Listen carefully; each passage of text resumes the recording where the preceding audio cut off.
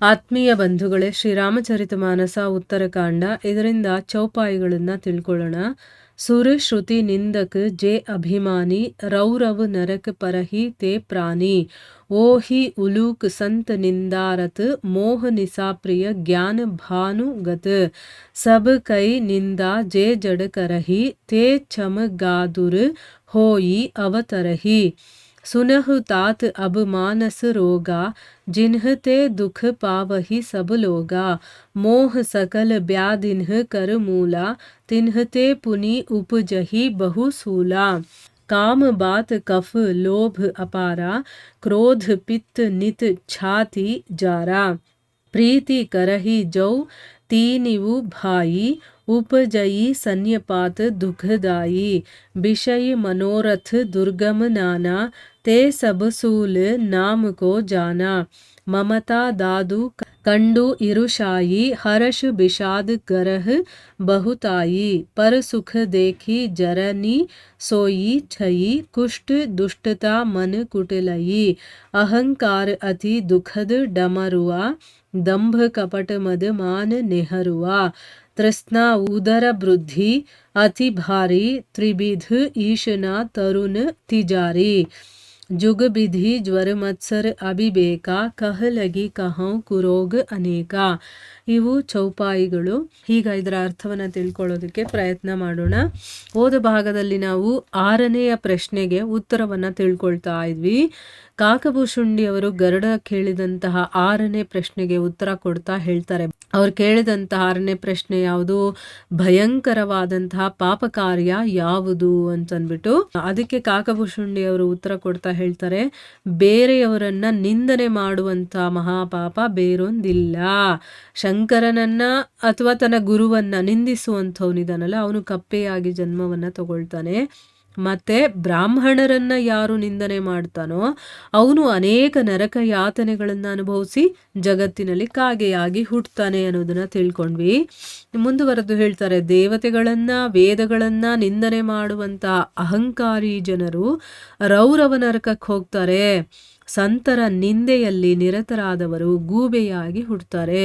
ಅವರಿಗೆ ಅಜ್ಞಾನ ರೂಪಿ ರಾತ್ರಿ ಅನ್ನೋದು ಇಷ್ಟ ಆಗಿರತ್ತೆ. ಅಂದ್ರೆ ಅಜ್ಞಾನವನ್ನ ರಾತ್ರಿಗೆ ಹೋಲಿಸಿದ್ದಾರೆ. ಸಂತರನ್ನ ನಿಂದನೆ ಮಾಡುವಂಥವ್ರು ಅಜ್ಞಾನಿಗಳಲ್ವಾ. ಅಜ್ಞಾನ ಇದ್ದಿದ್ರೆ ಅವರು ಸಂತರನ್ನ ಯಾಕೆ ನಿಂದನೆ ಮಾಡ್ತಾ ಇದ್ರು?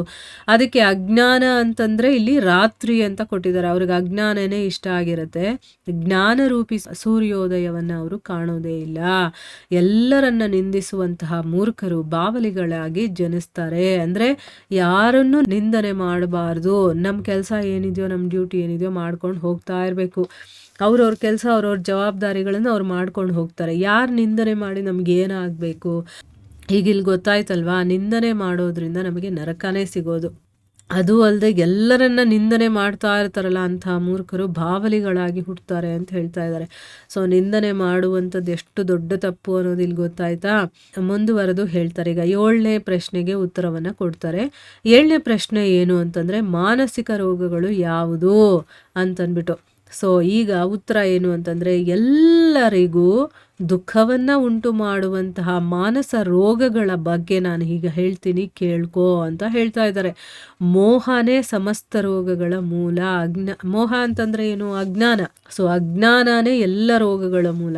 ಅದರಿಂದಾಗಿ ಅಂದ್ರೆ ಈ ಮೋಹದಿಂದ ಅನೇಕ ವಿಧವಾದಂತಹ ಶೂಲಗಳು ಅಂದ್ರೆ ದುಃಖಗಳು ಎಲ್ಲ ನಮಗೆ ಬರುತ್ತೆ. ಕಾಮ ಅನ್ನೋದು ವಾತರೋಗ, ಅಪಾರವಾದ ಲೋಭ ಅನ್ನೋದು ಕಫವ್ಯಾಧಿ, ಕೋಪ ಅನ್ನೋದು ಯಾವಾಗಲೂ ಎದೆಯನ್ನ ಉರಿಸುವಂತಹ ಪಿತ್ತರೋಗ. ಇಲ್ಲಿ ಗೊತ್ತಾಯ್ತಾ? ಕಾಮ ಅಂತಂದ್ರೆ ಎಲ್ಲದರಲ್ಲೂ ನಮಗೆ ಆಸಕ್ತಿ ಇರುತ್ತಲ್ಲ, ಅದೆಲ್ಲ ಕೂಡ ವಾತರೋಗ ಅನ್ಸ್ಕೊಳ್ಳುತ್ತೆ. ಲೋಭ ಇರೋದನ್ನ ಬಿಟ್ಟು ಇನ್ನೂ ಜಾಸ್ತಿ ಆಸೆ ಪಡ್ತೀವಲ್ವಾ, ಅದು ಕಫವ್ಯಾಧಿ ಅಂತ ಅನ್ನಿಸ್ಕೊಳ್ಳುತ್ತೆ. ಇನ್ನು ಕೋಪ ಅನ್ನೋದು ನಮ್ಮ ಎದೆಯನ್ನ ಉರಿಸುವಂತ ಪಿತ್ತರೋಗ.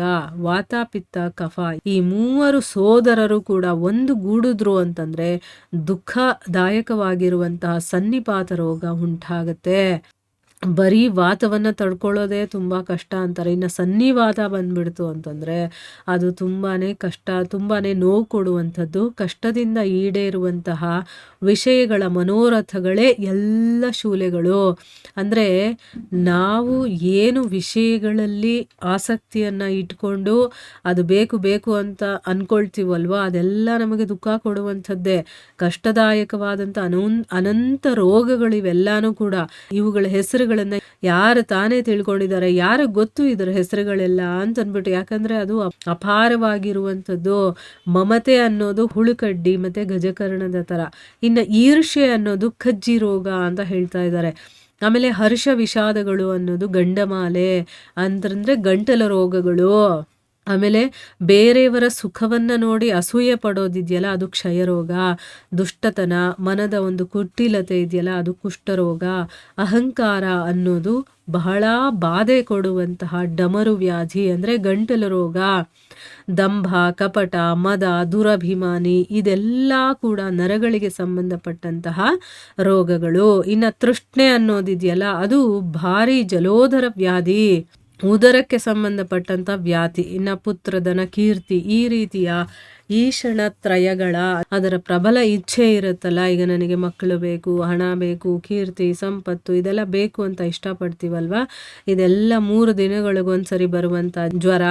ಆಮೇಲೆ ಮತ್ಸರ, ಅವಿವೇಕ ಅನ್ನುವಂಥ 2 ಜ್ವರಗಳಿದೆ. ಈ ರೀತಿ ಅನೇಕ ಕೆಟ್ಟ ರೋಗಗಳಿದೆ. ಇದನ್ನ ಎಲ್ಲಿವರೆಗೆ ಅಂತ ಹೇಳಿ ಅಂತ ಅಂದ್ಬಿಟ್ಟು ಹೇಳ್ತಾ ಇದ್ದಾರೆ.